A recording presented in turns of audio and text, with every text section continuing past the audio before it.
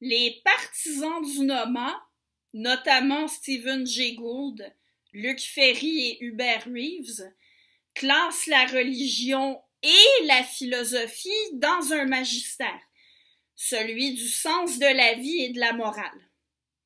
Et ils classent la science dans un autre magistère, celui de l'explication des phénomènes.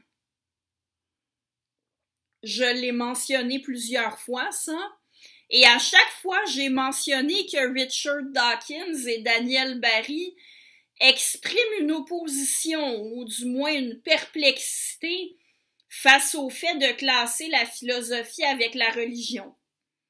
Et comme je l'ai dit aussi, Sam Harris s'oppose à cette classification-là. Et dans cette partie du cours, je vais aussi parler d'une quatrième personne qui s'oppose à la comparaison entre philosophie et religion, le biologiste Jerry Coyne, qui, comme Richard Dawkins, est un pourfendeur des religions et du NOMA. Alors commençons par ce qu'en dit Daniel Barry dans un chapitre de son livre « Tout ce que la science peut dire de la religion », un chapitre dans lequel il argumente pour dire que religion et science ne sont pas compatibles, et dans une section où il parle justement du NOMA. Barry écrit ceci.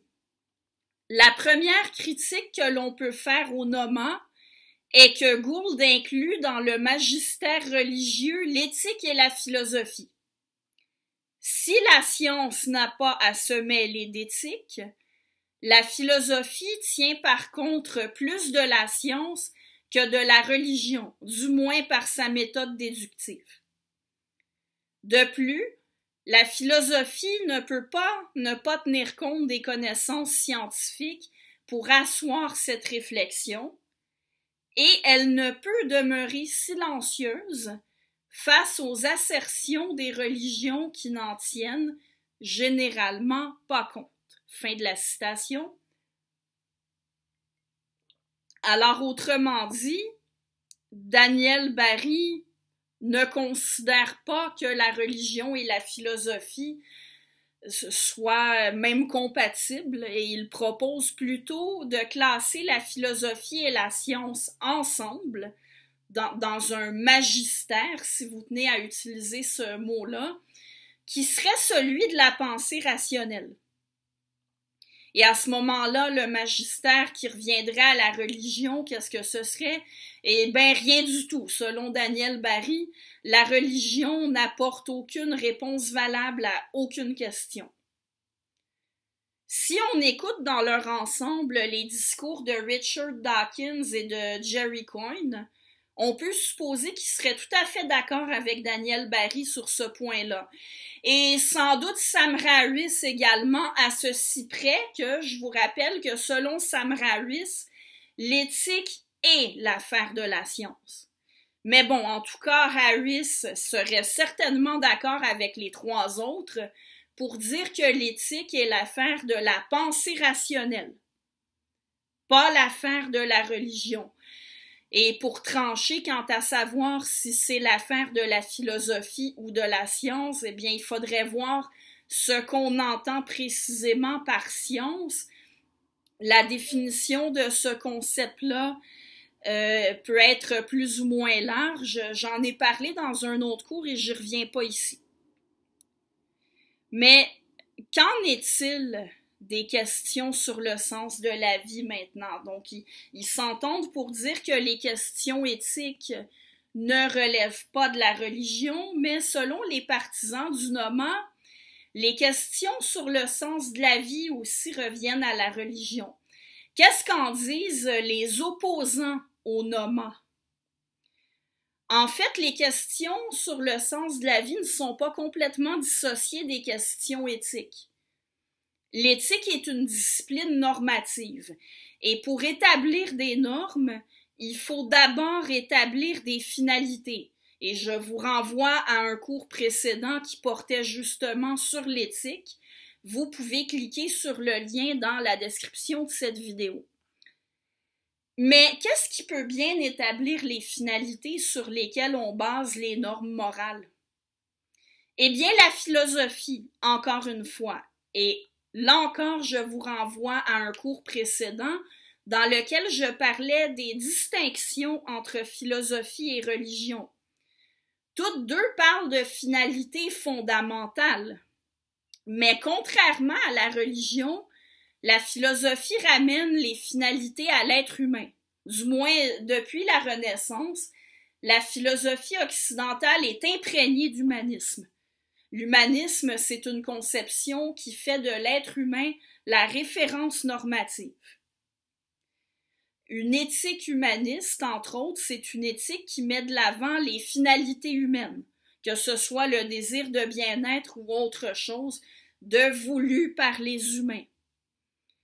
Et c'est justement aux humains, et aussi possiblement aux autres êtres vivants, que des opposants aux nomas comme Harris, Coyne, Barry, Dawkins proposent de ramener le sens de la vie.